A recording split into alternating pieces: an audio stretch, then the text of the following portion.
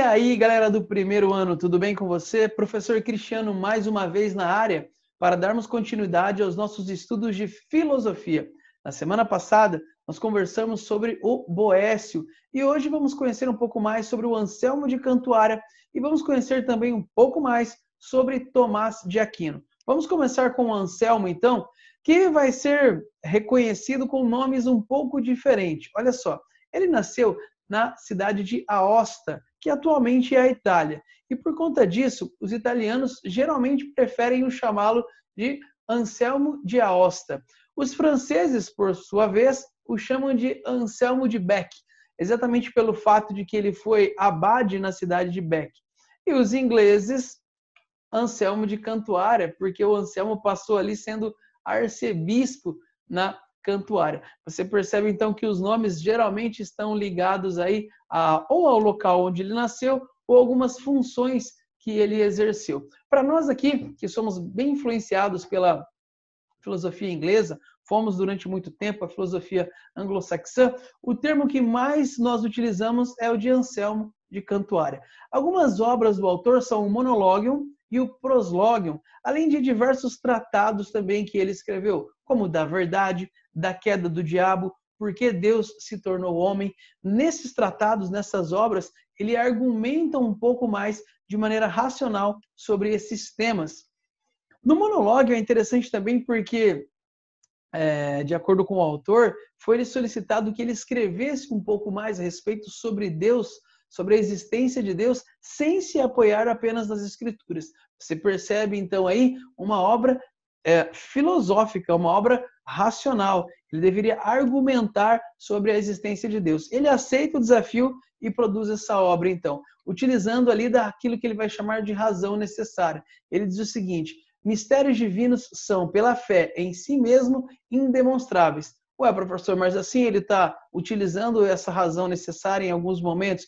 Ele está fugindo à sua proposta inicial? De forma alguma. Ele utiliza isso como os famosos axiomas da matemática. Existem alguns axiomas, algumas verdades, que elas podem, apesar de não serem demonstráveis, elas podem ser explicáveis. Então, perceba, na visão aqui do Anselmo, a existência de Deus não pode ser provada de maneira científica e totalmente. Entretanto, você pode explicar alguns elementos e se aproximar um pouco mais dessa verdade. E é isso que ele se propõe fazer.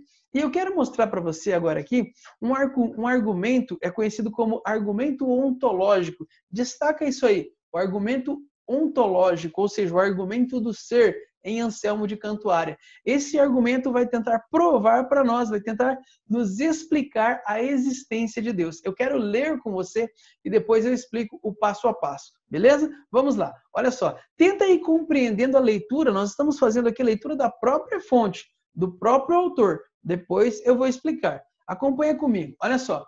Assim, pois, ó Senhor, tu que dás a inteligência da fé, concede-me, enquanto este conhecimento que possa ser útil, compreender que tu existes, como cremos e que és o que cremos. Cremos que, acima de ti, não se pode conceber nada pelo pensamento. Trata-se, por conseguinte, de saber se tal ser existe, porque o insensato diz em seu coração: não há Deus. Mas quando ouvir dizer que há um ser acima do qual não se pode imaginar nada maior, esse mesmo insensato compreende o que digo. O pensamento está na sua inteligência, mesmo que não creia na existência do objeto desse pensamento. Porque uma coisa é ter a ideia de um objeto qualquer, e outra é crer em sua existência. Por quê? Quando o pintor pensa de antemão no quadro que irá pintar, o possui certamente na sua inteligência, mas sabe que ainda não existe, pois ainda não o escutou. Quando, pelo contrário, já o pintou, não somente o tem no espírito, mas também o fez. Está acompanhando? Vamos acompanhar. Vem comigo até o final, depois eu te explico. O insensato, agora é a argumentação, presta atenção, olha só. O insensato há de convir que tem no espírito a ideia de um ser acima do qual nada se pode imaginar coisa maior. Então ele tem no espírito aí, tem na sua mente. Né? Porque quando ouve enunciar este pensamento, o compreende. E tudo aquilo que se compreende está na inteligência. E, sem dúvida alguma, esse objeto, acima do qual não se pode conceber nada maior, não existe somente na inteligência, pois, se assim fosse, seria possível supor, pelo menos, que existe também na realidade. Nova condição que tornaria o ser ainda maior que aquele que só tem existência no pensamento puro e simples. Portanto, se o objeto acima do qual não existe nada maior estivesse somente na inteligência, seria, no entanto, tal que algo existiria acima dele. Conclusão que não seria legítima. Logo, certamente, existe um ser acima do qual não se pode imaginar nada, nem no pensamento, nem na realidade. Pergunta para você. Você conseguiu entender? Deus existe. Não conseguiu? Antes da minha explicação, vou te fazer um convite, um desafio.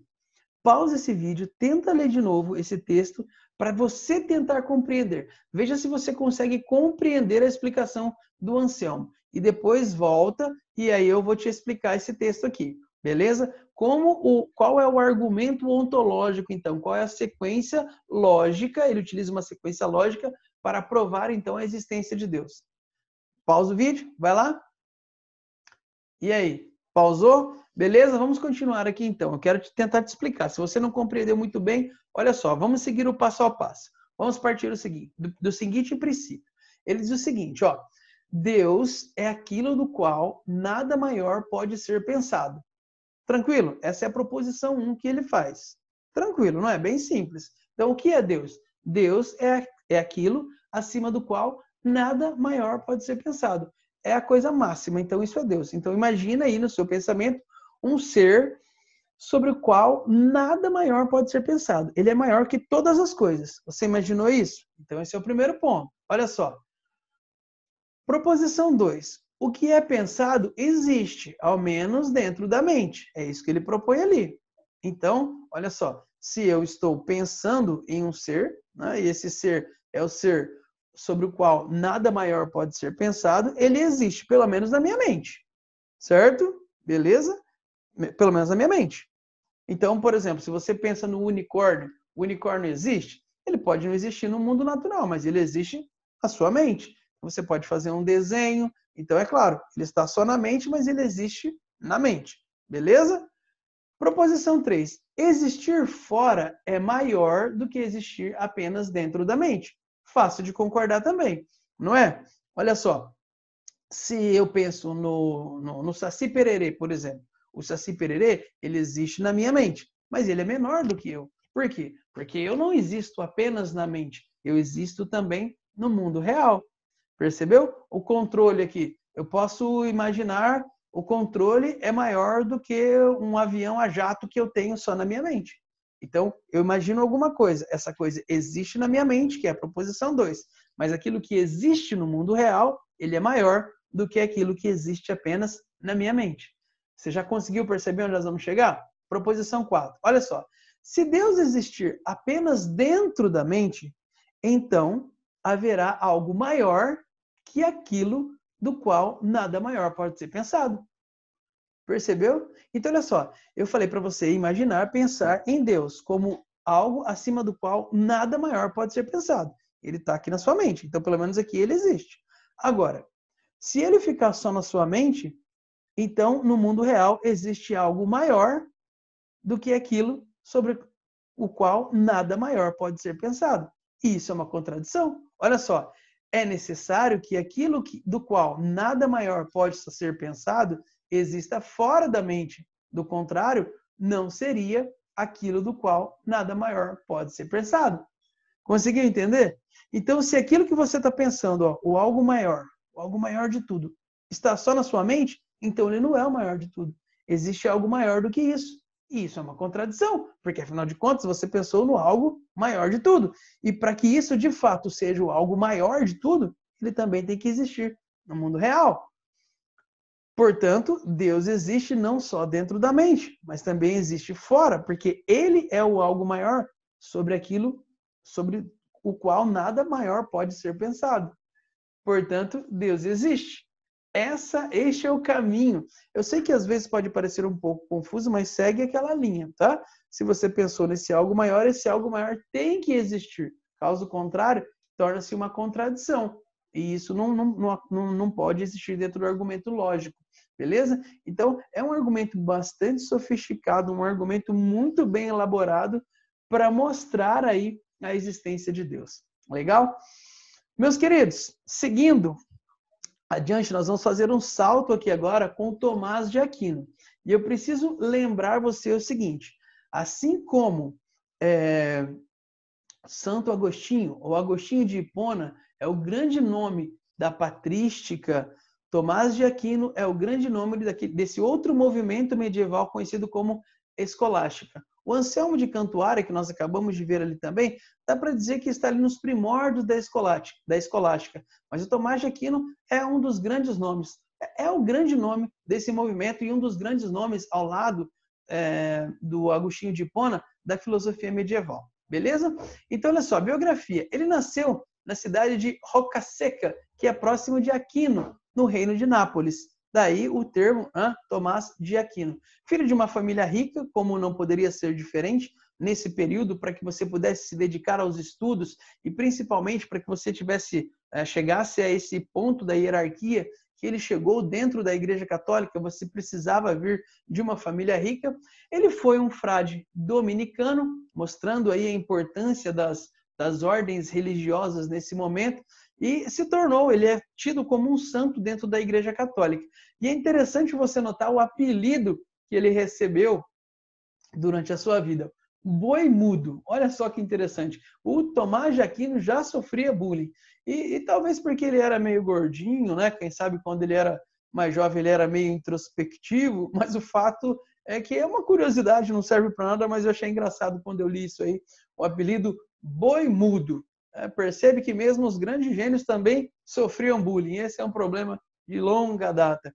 Olha só, galera. Então, eu quero começar aqui mostrando para vocês a distinção que o Tomás de Aquino faz entre filosofia e teologia. É muito legal notar isso, porque o Tomás de Aquino, na sua obra, nós percebemos que ele diz que existe não existe contradição entre filosofia e teologia. Não existe problema. As duas são complementares. E mais, ele traz algo novo aqui. A ideia de que é possível estudar filosofia sem necessariamente estudar teologia. Sabe? Se dedicar mesmo à análise das coisas do cotidiano, as coisas naturais. Então, ele começa a vislumbrar essa possibilidade, o que é algo bem interessante e até avançado para a época, num período ali medieval onde a igreja domina e os conhecimentos sempre são subordinados às questões teológicas. Olha só, então, quais são as distinções que ele faz? No ponto de vista da finalidade, ele diz o seguinte, a teologia busca as verdades necessárias à salvação, enquanto a filosofia busca as verdades naturais, aquelas que fazem parte do nosso dia a dia. Mas as duas provêm da mesma fonte. Faltou um acentinho ali, agora eu percebi. As duas provêm da mesma fonte, que é Deus. Do ponto de vista do método, a teologia utiliza aí os argumentos da causa primeira. Lembra do Aristóteles, que diz ali, que traz essa ideia da causa primeira? Na sequência eu vou explicar um pouco mais a fundo isso. Ele dizia que essa causa primeira é Deus. Então a teologia se debruça sobre essas questões, enquanto a filosofia se debruça ali então sobre o argumento das causas próprias das coisas e não sobre as causas primeiras, não sobre Deus. Então, por que existe aqui, por exemplo, uma caneta? Né? Qual é a razão dessa caneta existir? Para que ela serve? É claro, isso é um exemplo bem simplório, né? Mas a filosofia, então, é aquilo que basicamente nós conhecemos como ciência nos dias atuais, percebe? Então, do que ela é feita, do que ela é constituída, eu posso estudar isso aqui. Não preciso recorrer à teologia para falar sobre uma caneta, por exemplo. Beleza? Meus queridos, obras do Tomás de Aquino. Ele escreveu muita coisa, muita coisa. Destaquei duas aqui, a Suma Teológica e a Suma contra os Gentios. Lembrando que uma suma é como se fosse um grande dicionário, um Google da época, onde você tinha ali diversas informações sobre um tema específico. Então, a Suma Teológica, por exemplo, é como se fosse ali uma introdução aos preceitos teológicos. E a Suma contra os Gentios, como o próprio nome diz aí, um apanhado de tudo aquilo que foi produzido contra aqueles que não eram cristãos e contra aqueles também que praticavam heresias. Legal? Aqui é importante destacar, como eu disse, o Tomás de Aquino é um dos principais nomes da escolástica. E de onde vem esse termo? O que é a escolástica? Você não pode se esquecer que neste período aí, século XI, século XII, século XIII, estão surgindo as primeiras universidades dentro da Europa, ali nesse período medieval. E a escolástica é a técnica de estudo utilizado dentro destes centros. Por quê? Anteriormente, os centros de estudos eram basicamente os mosteiros, mas com o desenvolvimento, com o início e a retomada do comércio, você passa a ter agora alguns grupos que estão buscando e têm a possibilidade de pagar pela instrução. E pouco a pouco vão surgindo núcleos dedicados à educação, claro, ligados ainda à igreja, mas fora dos mosteiros. São as primeiras universidades. E essas universidades vão estar utilizando técnicas e métodos que vão ficar conhecidos como métodos escolásticos, que é o fato de você se debruçar sobre um texto, você analisar esse texto, argumentar contra aquele texto, buscar outras informações sobre o texto. Então, a escolástica é essa técnica utilizada dentro das universidades, beleza? Então, vamos analisar aqui a Suma Teológica do Tomás de Aquino. Vamos se debruçar um pouco mais aí sobre essa introdução à teologia, esse nosso Google da época, aí, onde ele vai estar organizando informações iniciais sobre teologia. Essa é uma obra bem vasta.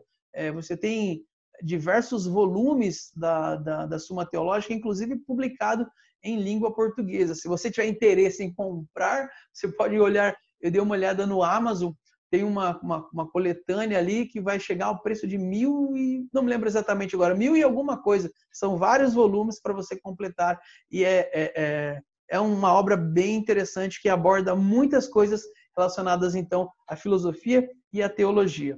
Galera, e dentro dessa obra nós vamos encontrar aí um ponto muito importante. Geralmente, quando você fala sobre Tomás de Aquino, um dos aspectos que mais são cobrados no Enem e no vestibular são exatamente as 5 vias para a existência de Deus. Ou seja, o Tomás de Aquino busca encontrar, através da razão, 5 elementos que vão conduzir você também à questão da existência de Deus, a se convencer da existência de Deus por meio da razão. Vamos destacá-las aqui então? Olha só. A primeira via é a via do movimento, a segunda, a via da causa eficiente, a terceira, a via do possível e necessário, a quarta, a via dos graus que se encontram nas coisas, o lance da perfeição, e a quinta, o governo das coisas ou finalidade. Vamos lá, olha só. As 3 primeiras, elas estão diretamente relacionadas. Vamos pegar aqui a questão do movimento. O Tomás de Aquino observa, essas 3 primeiras são bem aristotélicas, você percebe isso. Lembra que eu disse numa outra aula, o Tomás de Aquino, ele se apropria de muitas ideias do Aristóteles. Então ele diz o seguinte, olha, observando o mundo, eu consigo perceber que tudo o que existe está em movimento, num movimento constante. E para que essas coisas estejam em movimento, é necessário que algo as movimente, não é? Então, por exemplo, o meu controle, ele vai se movimentar se eu aplicar uma força sobre ele. Então, eu causei o movimento deste controle. E assim é com tudo que existe. E quando eu tento descobrir a razão pela qual as coisas se movimentam, eu preciso ir olhando para trás. Então, o que causa o movimento? O que causa o movimento do controle? Sou eu. E como eu estou movimentando? Como eu existo? Por que eu existo? Qual é a causa da minha existência? Eu consigo causar o meu próprio movimento? O ato de existir? Não, não consigo, eu não tenho força para isso. A causa da minha existência, olha aqui, falando também sobre o lance da causa, né? Já abordando os dois juntos aqui. A causa da minha existência não está em mim mesmo. A causa da minha existência está nos meus pais. Então, para que eu exista, foi necessário que os meus pais existissem também. Eu sou um ser contingente. Eu não sou um ser necessário. Lembra da ideia do Aristóteles? O ser necessário é aquele que consegue existir por si próprio. Só que quando eu olho para o mundo, eu percebo que o mundo, de forma geral, é contingente. Sempre para que algo exista, é necessário que algo tenha existido anteriormente. E aí, olha só, o possível e o necessário. Lembra que eu disse que as três estão ligadas. E aí eu percebo que, olhando para trás, eu vou ad infinitum, sempre voltando, buscando aquele que causou o primeiro movimento, buscando aquele que é a causa necessária para a existência de outros seres. E se eu for voltando, quando isso acaba? Tomás de Aquino, assim como Aristóteles, diz o seguinte: olha, é necessário um primeiro motor. É necessário um primeiro motor que provoque o movimento do mundo. É necessário um ser que seja a razão da própria existência, que não dependa de um outro ser para existir. E este ser é Deus. Sabe aquela máxima assim, olha, quem criou você? Ah, os meus pais. Quem criou seus pais? Seus avós. Quem criou o mundo? Deus. Quem criou Deus? É exatamente isso. Se Deus não for a razão necessária, ou seja, se ele não tiver a capacidade de existir em si mesmo, então é necessário que alguém o tenha criado. Só que mesmo que alguém tenha criado esse Deus, então quem criou esse outro ser? E aí a gente vai voltando, percebe? É uma coisa que não faz sentido. Por isso, Tomás de Aquino diz que é necessário a existência de um primeiro motor, de um ser que seja capaz de originar todas as coisas. O quarto ponto aqui é um pouquinho diferente, né? Os graus que se encontram nas coisas. Tem a ver com o lance da perfeição, da beleza. Ele diz o seguinte: sempre que nós olhamos para o mundo, nós fazemos classificações. Então, algo é mais bonito, algo é mais feio, algo é mais alto, algo é mais baixo. E toda a existência desses graus faz com que as pessoas se aproximem da perfeição ou se distanciem da perfeição. Então, se eu falo de beleza, é porque existem graus de beleza. E se existem graus de beleza, existe um grau máximo. Porque, caso contrário, não haveria como fazer comparações. Porque toda vez que eu faço uma comparação, toda vez que eu emito um juízo de valor, eu estou fazendo a partir de um pressuposto, a partir de um valor básico. Se eu estou falando de beleza, eu tenho que ter uma noção de beleza. E de onde vem essa noção? De onde vem a ideia de perfeição? De Deus. E o quinto ponto, o governo das coisas, a finalidade. Ele diz o seguinte: olhando para a natureza, olhando para tudo que existe, você percebe que tudo que existe no mundo tem uma finalidade. As formigas sabem exatamente o que vão fazer. Os animais agem de acordo com seus instintos. Mas de onde vêm esses instintos? De onde vem essa organização da natureza? Não é possível que isso tenha havido a partir do nada, porque, afinal de contas, o nada não gera coisas. O nada continuaria sempre sendo o nada. Então, para que as coisas existam e principalmente para que elas tenham uma finalidade, para que a formiga saiba o que fazer, para que as aves saibam o que fazer, é preciso que alguém tenha colocado isso nelas. E esse, então, seria o quinto ponto, a questão da finalidade. E estas são as 5 vias para a existência de Deus propostas por Tomás de Aquino. Beleza? Galera, paramos por aqui a nossa aula, continuamos na próxima semana. Beleza? Grande beijo no seu coração e até lá. Tchau!